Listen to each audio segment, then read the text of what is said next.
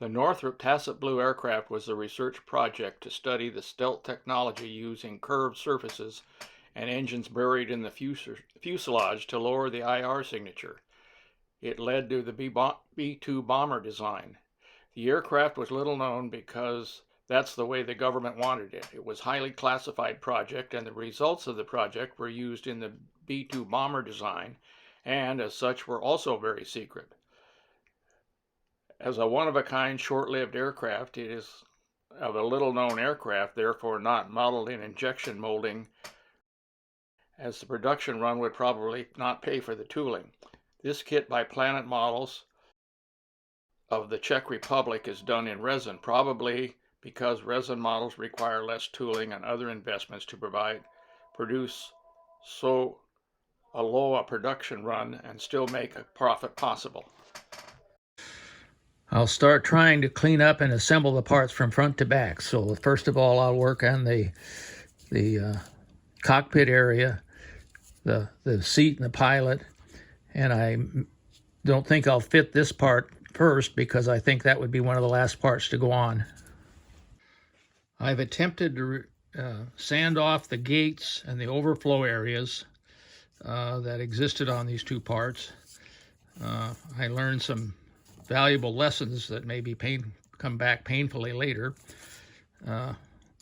We should put the two parts together after this sanding.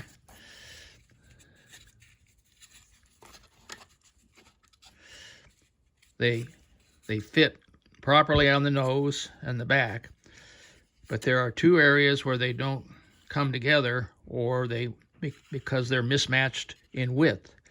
This one is clearly my fault. I sanded way too much right there. This one, I didn't remove any material other than to clean up the surface, and it still has a gap. Now I think I can fix that with filler and maybe some styrene backing, but it suggests to me that it's going to be more difficult to clean up these parts than I ever thought. Well, here's the cockpit tub with the pilot's seat that fits into the body at the front. The only missing item is the control stick, I believe. I've assembled and installed the center section that contains the wheel wells for the main landing gear. I've already installed it because it's tightly controlled where it goes by fitting into the mating parts of the lower fuselage. I've assembled the cockpit area, and I had to remove a considerable amount of I guess this is an inlet gate for the pour of the part, and I have not installed it yet, but I have trial fitted, and the parts, the two halves do go together with this part installed. To try and prevent the tricycle gear aircraft from being a tail sitter, I'm going to put some BBs in the nose, but since it's made out of resin and has some pretty large solid parts in the tail end of it, like the two engines, I'm not sure if this is going to do any good or not. I'll give it a try. So we'll put some BBs in here. See if that helps any. Here's the engine inlet duct that fits into the fuselage here. Note that the inlet duct is the same for both engines. There's not two separate ones because the engines are going to go onto the back here. That should have led to some interesting handling characteristics for the engine, since the higher powered engine would suck down the lower powered engine if they were at two different power settings. So maybe they ran the engines in tandem to overcome that. Apparently it worked. So here's the engine. I'll start cleaning it up to fit it. And we'll install the inlet duct now.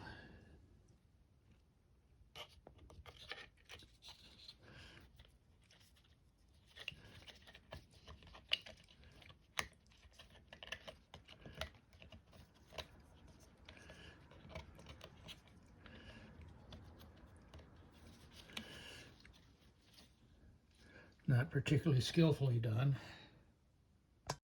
Here's the engine installation. I am sure that this is not the entire innards here. There would be a much more complex installation, but this is what we have. I will paint this area, even though probably it will be invisible once the airplane's assembled. Instructions don't tell us what color things would be. You're left on your own. The tried and true zinc chromate probably wouldn't work for the interior because the interior is probably some composite material. The only color I know for sure is the fan shrouds will be Garrett green. I'm going to start painting the interior parts now. This obviously leads to this eternal question of why do model builders detail and paint things that are going to be entirely covered up once the model is built. I'm not that good at analysis or psychoanalysis, so I have no idea, but that's what I'm going to do. I'm painting this area like dark gray because I'm assuming that with the exhaust being in this area, it would be that color no matter what it was when it started because of accumulation of soot. But that may not be true because if it truly ejects properly, no soot should build up. I'm kind of interested to know, I would be interested to know whether this actually worked or not, because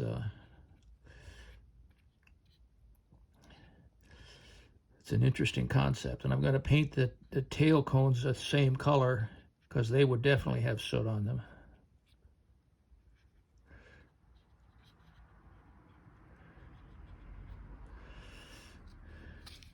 And while I'm at it, I'll paint the floor of the cockpit and the surrounding areas the same color because I don't know what color they should be, but if they were actually composite, they would probably be black or dark brown.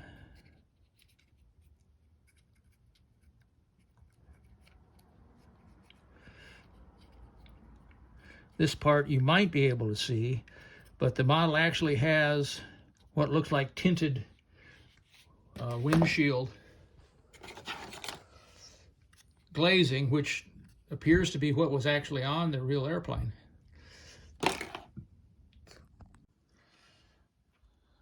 We'll paint the fan ducts and exhaust nozzle and tail cone kind of a gunmetal because that's they probably would be high nickel steel of some kind.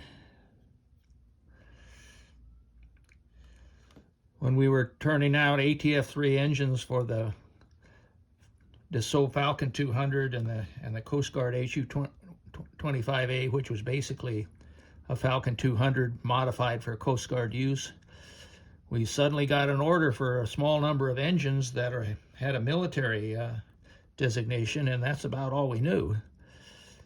And we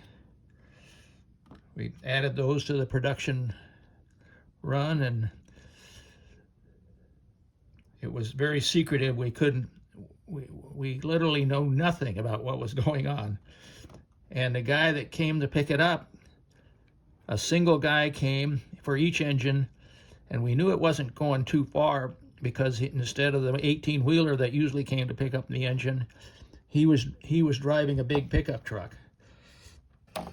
See, I think I'll paint the ejection seat aluminum, or I don't know if it's an ejection seat in this case, but the seat.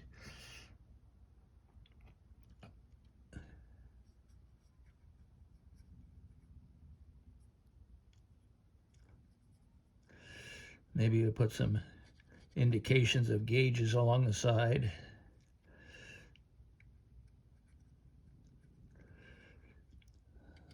Some multicolor in the background. We'll go back to a gunmetal-like finish for the front of the cockpit. Since I don't know what it is, I get to make it my own. So they drove away with the engine sticking out of the back of the pickup truck over the open tailgate. And we figured he wasn't going too far. And it turns out he was going to Northrop, who made this aircraft. And it's very close to Garrett. So it was a short trip. I've glued the fuselage halves together. And see what we got. I know that there's going to be a big gap along the middle that is going to have to be filled.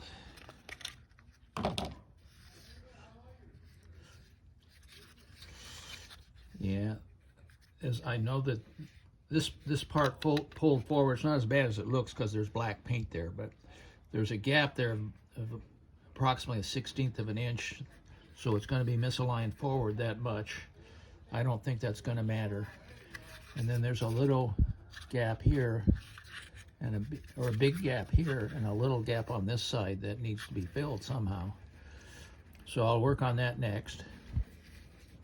While the glue was drying, I took the filler gates off the wings, so they're ready to go. The wings attached this little thicker spot here, which doesn't look like it's going to be very strong joint, but that's where it goes. So that'll be the second thing I work on.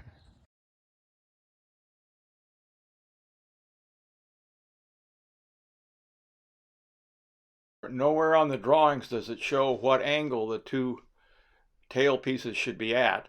Rather than lay it out from the two views that were there, I guessed based upon the stubs that existed on the fuselage. Here's the installed tail with roughly installed filler.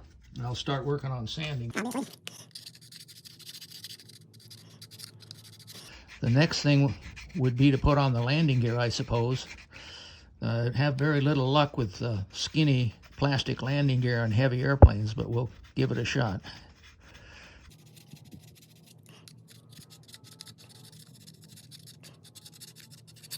I fitted the landing gear, but I'm not going to install it because those spindly little legs don't look like they'll survive any of the building process.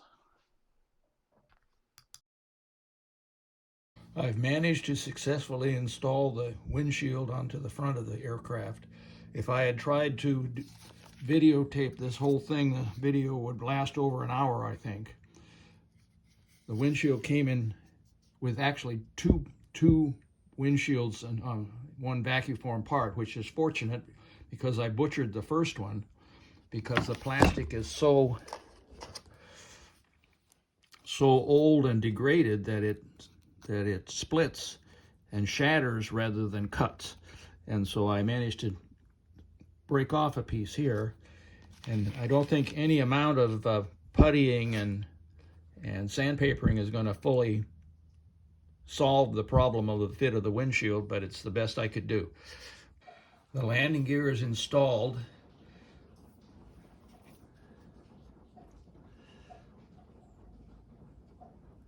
Unfortunately, as I suspected, it's very definitely a tail sitter, even though the nose forward of the cockpit is completely filled with BBs and there's a big pile of BBs behind it. Those two solid resin jet engines in the very tail just are way too much to overcome, and then as I put weights farther and farther back in the front, it will make the airplane more and more heavy, making these very thin landing gears very unlikely to survive. So I think I'll pose the airplane on a mount as in flight to try and make the landing gear last a little longer and not have to carry the weight of the airplane throughout its career in display. After the test program was over, the aircraft was retired, and it's now on display in the Air Force Museum in Wright-Patterson Air Force Base. The taxpayers got their money worth from the engines, though, because they were returned to us. We overhauled them, brought them up to the latest standard, and put them into Coast Guard inventory where they serve. until the HU-25A was retired.